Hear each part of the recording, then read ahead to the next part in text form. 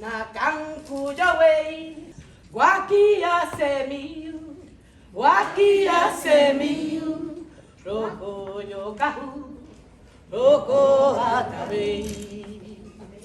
One more time. Areito aracoel, Areito aracoel, areito aracoel, areito aracoel, na kankuyo way, na kankuyo kaya, na kankuyo way, na kankuyo kaya, wakia semiu, roko yokahu, roko atabe.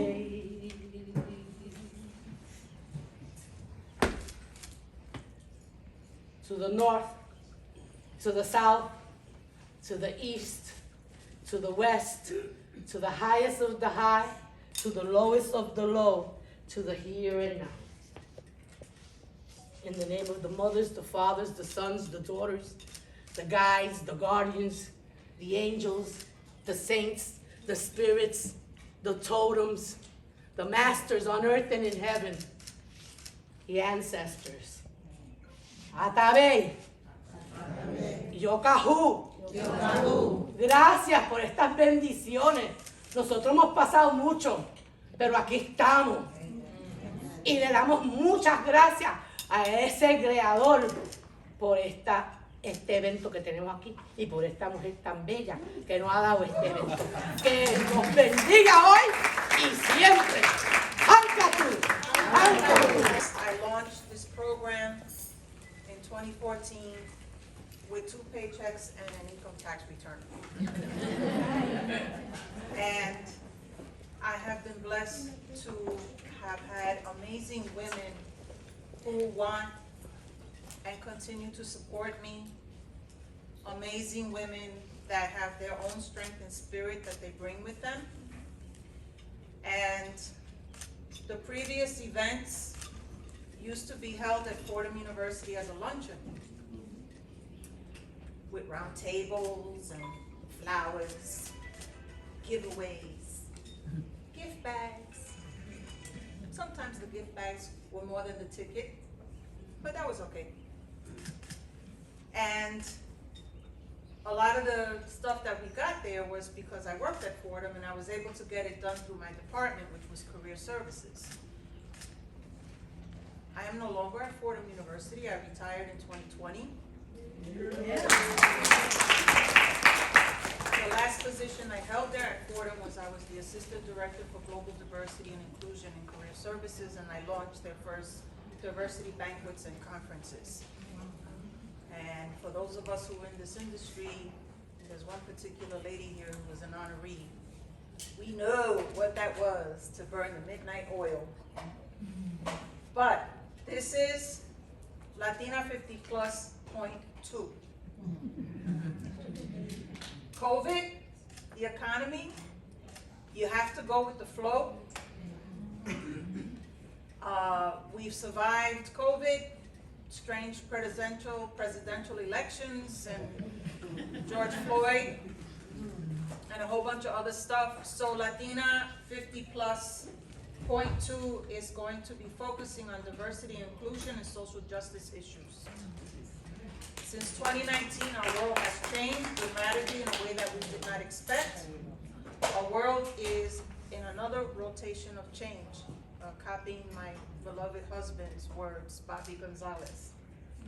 As elders, it's important now more than ever to become the power of example of resistance, growth, and change. We have a special gift to share.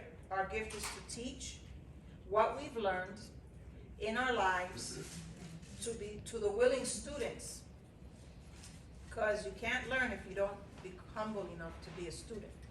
Moving forward, Latina 50 Plus will focus on nurturing and inviting our honorees, which there are almost 60 of you, to share their experience, strength, and hope with our younger generations who are navigating a complex terrain of constant change and uncertainty. As the generations who have survived turmoil personally, economically, socially, Our history has taught us to be resilient, purposeful in career paths. We've raised families, we have buried our families, we own and we are family to others. We give the gifts of vision and purpose. For certain generations, we've already survived pandemics. Mine was AIDS. And I hope that you will join me on this new road. I will be reaching out to honorees to do a series of panels like this. There will be themed panels to discuss and share your decades of learning with others. Young people are scared. They try to act all cool like nothing's wrong. If they lived in the era of the draft, they would all lose their minds. Does anybody here remember the draft? They have no idea what that is. Volunteer services they do. But somebody knock on your door and say, excuse me, your son's 18, he's gotta go. Whole nother style. So I hope that you will join me so that we do this with positive light, hope, and care. And I have my thank yous to my advisory board who has stuck with me through this craziness, because they are the ones that really know what I look like when I'm not looking like this. I want to give my thanks to George Acevedo, Maribel Gonzalez, Franz, Yvette Martinez, co-founder of Latina, Wendy Angulo, my tech lady who is not with us because she lives and works in Queens. A big thank you to award-winning artist Olga Ayala, who without fail every year creates and designs the awards. I want to give a special shout out to my sponsor for this year, Mr. Robert Sancho from VP for Development and Special Affairs, Care Health Systems. As we move forward in our new normal, may we continue our legacies, stay alive, care for one another with grace and in light.